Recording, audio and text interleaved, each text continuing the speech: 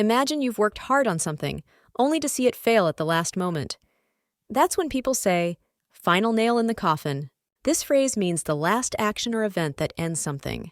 Its origin comes from the 19th century, related to the literal nails used to close coffins. This imagery of the coffin symbolizes something that's already doomed or near its end.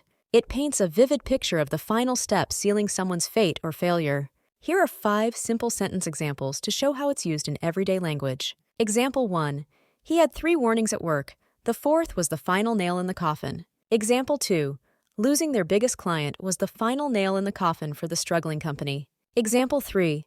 When she missed the crucial deadline, it was the final nail in the coffin for the project. Example 4. The scandal was the final nail in the coffin for the politician's career. Example 5. For the sports team, the injury to their star player was the final nail in the coffin.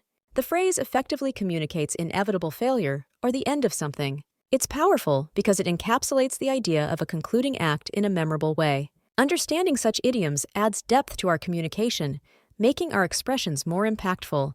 Thanks for watching. Remember to like, subscribe, and turn on notifications for more language tips and tricks. See you in the next video.